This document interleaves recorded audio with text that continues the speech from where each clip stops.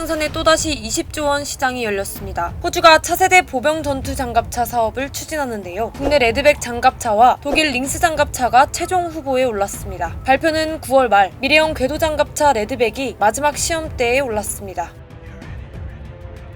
K방산이 폴란드에 이어 호주 대규모 무기 수출의 파죽지세로 돌격합니다. 계약 규모는 최대 20조 원. 호주는 차세대 궤도형 전투장갑차와 계열차량 8종 등 400여 대 도입을 추진하고 있습니다. 국내 전투장갑차 레드백은 2019년 영국 에이젝스, 스웨덴 CV90 등 쟁쟁한 후보와 경쟁했는데요. 독일 라인메탈의 링스와 최종 후보에 선정되면서 기대감을 높였습니다. 그리고 마침내 호주가 올해 9월 말 선정된 무기를 발표합니다.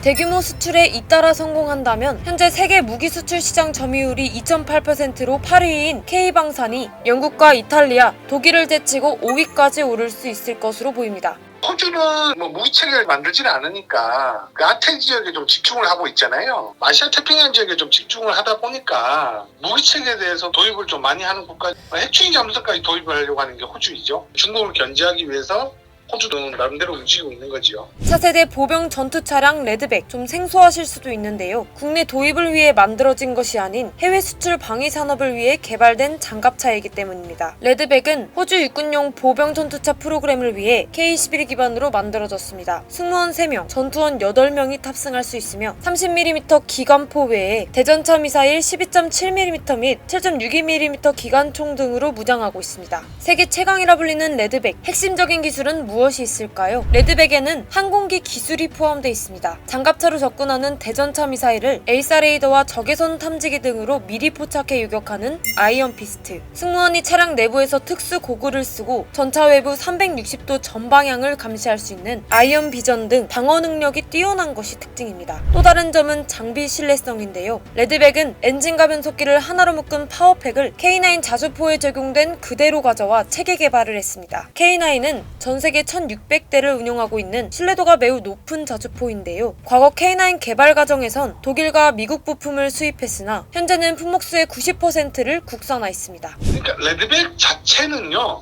하나 디펜스가 차체만 만든 것이고 포탑은 이스라엘제, 그리고 주 광학장치는 호주 이오스사가 만드는 거예요. 결국은 하나 디펜스는 이제 체계 개발 종합업체로서 차체만 생산하고 나머지는 다 조립하는 형국인데, 중요한 건 이제 대전차 미사일뿐만 아니라 능동 방어장치, 병력들의 안전한 편한 탑승 공간까지 고려했을 때는 5세대 보병 전투장갑차로 불러도 손색이 없을 우수한 성능을 가진 장갑차이긴 하죠. 고공행진을 이어가는 K방산. 하지만 이번 계약은 감히 승리를 장담하기 어렵습니다. 독일이라는 나라의 라인메탈의 그 링스 장갑차가 좀 우위에 원래는 있죠. 왜냐하면 독일 자체가 원래 호주군의 차륜형 장갑차를 먼저 수주를 했었고, 거기에 대한 현지 공장뿐만 아니라 호주와의 사업의 어떤 노하우 면에서는 하나 디펜스는 이제 후발주자였죠. 하나 디펜스가 최종 이제 경쟁하는 과정에서 두 개사가 경쟁하는 데에서는 의의가 있지만, 호주 자체도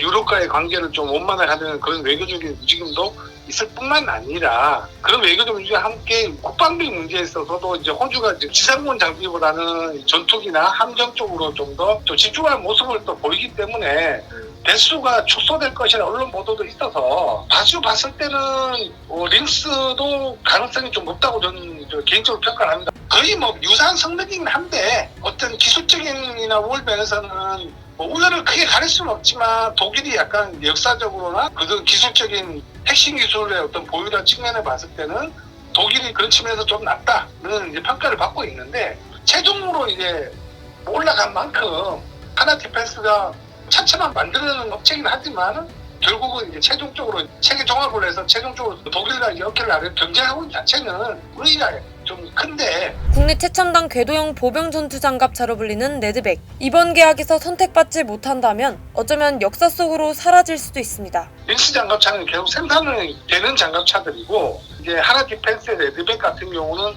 호주 수주를 못하면 사라지는 장갑차가 되는 겁니다. 그러니까 그 차이가 있는 거예요. 왜냐하면 하나 디펜스가 수출되는 무기 체계를 국내 시험 평가한다고 이제 육군에서 한 대가 이제 시범 운영이 되고 있는데, 문제는 이제 육군도 도입할 가능성이 좀 낮아요. 왜냐하면 우리나라의 한반도 환경에는 레드백 장갑차가 맞지는 않거든요. 결론적으로 봤을 때는 이번에 호주 사업 수주에 실패하면 이 장갑차 자체는 역사 속으로 같이 사라질 운명이 장갑차라고 볼 수도 있습니다.